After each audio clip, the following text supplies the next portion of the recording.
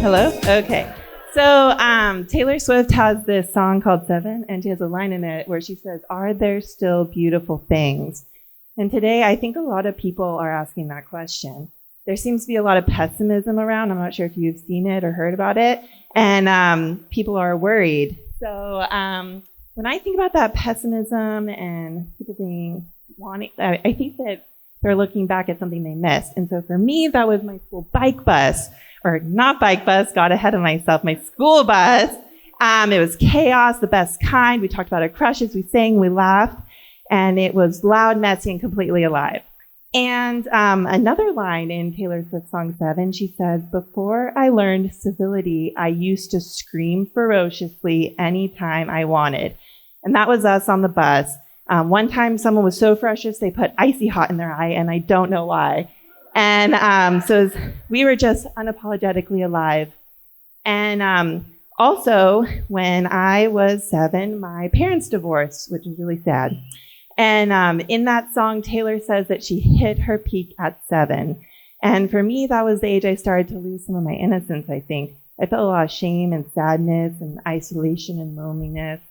And as I got older, I think that innocence continued to fade. Not all at once, but slowly without noticing. And over time, I think not just me, but other people around me started losing that too. And so we've designed our system for control, efficiency, and predictability.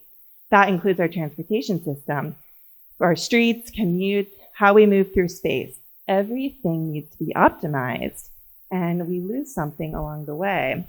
So, somewhere along the way, we lost this wildness that we once had, those unstructured, joyful, slightly chaotic moments where we really felt like we were part of something. We weren't performing, we weren't optimizing, we just existed, and that was awesome.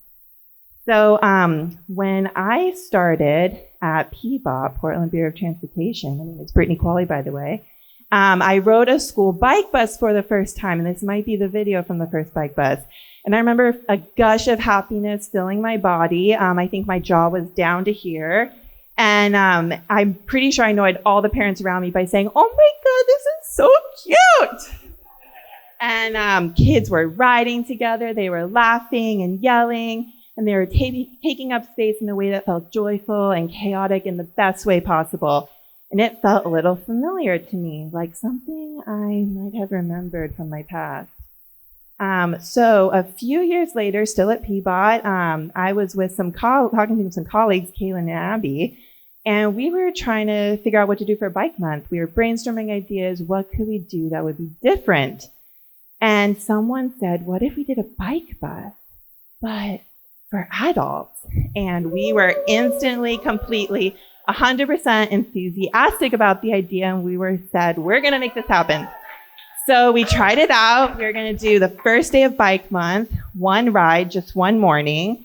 We emailed our coworkers, and we said, "Hey, would you do this with us? Would you help us out?"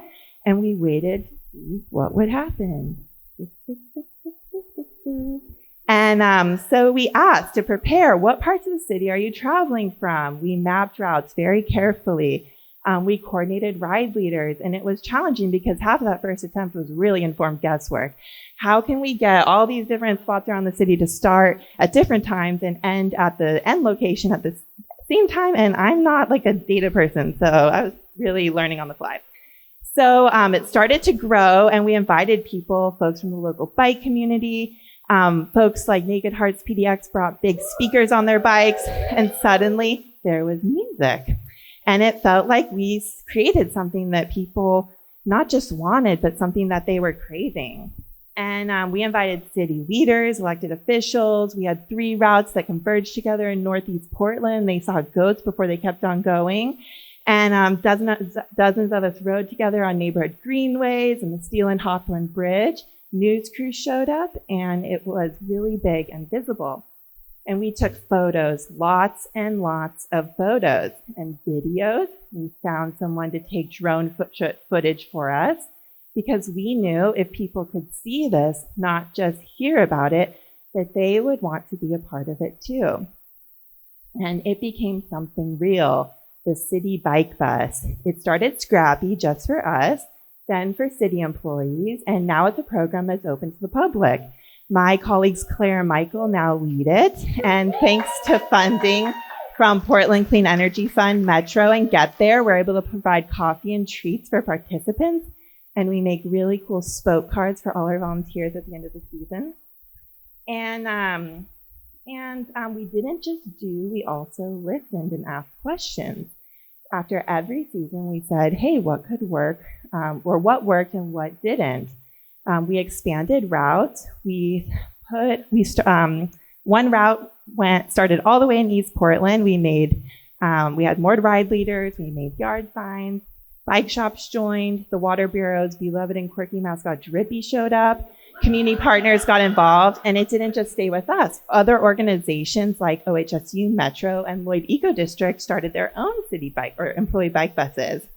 And yesterday we started our third season, and now anyone can ride into downtown with us on the fourth Wednesday of the month through September. And it turns out adults were missing something too, a chance to be a little less civil. And here's the thing, you can do it too. All it takes is talking to your coworkers, community, and showing up and just deciding to have fun. So when I think about that question, are there still beautiful things? I think about a group of people deciding to ride to work together on a weekday morning, loud, messy, a little weird, a little wild, and I think, yeah, there are.